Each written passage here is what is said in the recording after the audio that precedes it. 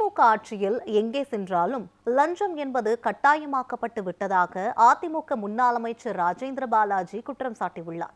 விருதுநகர் மாவட்டம் சிவகாசி கிழக்கு ஒன்றிய பகுதிகளில் அதிமுக பூத் கிளை கழக நிர்வாகிகள் மற்றும் பாக முகவர்களுக்கான பயிற்சி முகாம் நடைபெற்றது.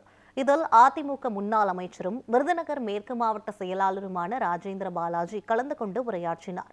திமுக ஆட்சியை வீட்டிற்கு அனுப்பவும், எடப்பாடி பழனிசாமியை கோட்டைக்கு அனுப்பவும் பூத் கமிட்டி நிர்வாகிகள் அர்ப்பணிப்பு உணர்வோடு பணியாற்ற வேண்டும் என்றும், உங்களுக்கு தேவையான அத்தனை உதவிகளையும் நாங்கள் செய்து கொடுப்போம் என்றும் கூறினார். வசதி படைத்தவர்களுக்கான ஆட்சிதான் திமுக ஆட்சி என்றும், ஏழைகளுக்காக ஆட்சி நடத்த எடப்பாடி பழனிசாமியை ஆட்சிக்கு கொண்டு வர வேண்டும் என்றும் தெரிவித்தார். பொதுமக்கள் நேரடியாக பார்க்கின்ற பொழுது அவர்களுக்கு திமுக ஆட்சி என்பது வெறுப்பு அதிகமாகும். இந்த ஆட்சியை வீட்டுக்கு அனுப்ப வேண்டும், அதிமுகவை கோட்டைக்கு அனுப்ப வேண்டும் என்ற உள்ளுணர்வு அவர்களுக்கு ஏற்படும். அப்ப நம்முடைய பணியை நாம் சரியாக செய்ய வேண்டும்.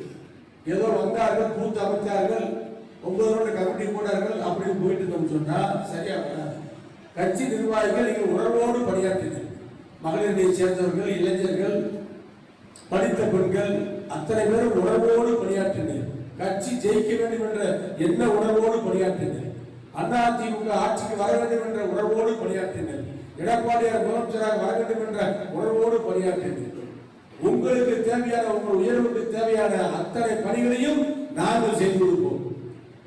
அதிமுக ஆட்சியிலே, அதிமுக காரன் அம்மாவுடைய ஆட்சியிலே, எடப்பாடி ஆட்சியிலே தலைநிமிர்ந்து நடந்து வந்தான்.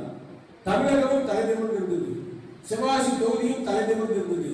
இன்றைக்கு எங்கே போனாலும், எதற்கு போனாலும் லஞ்சம் என்பது கட்டாயமாக்கப்பட்டது. லஞ்சம் என்பது கட்டாயமாக்கப்பட்டது. கமிஷன் என்பது கமுக்கமாக நடைபெறுவது கிடையாது. இப்ப பகிரங்கமாக ஏறப்படுகிறார்கள். இந்த வேலைக்கு இந்த குழு, இந்த வேலைக்கு இதை குழு என்று பேர பேசுகிறார்கள். இதையெல்லாம் தடுக்க வேண்டும், உடைக்க வேண்டும், ஒழிக்க வேண்டும் என்று சொன்னால் அதிமுக ஆள வேண்டும்.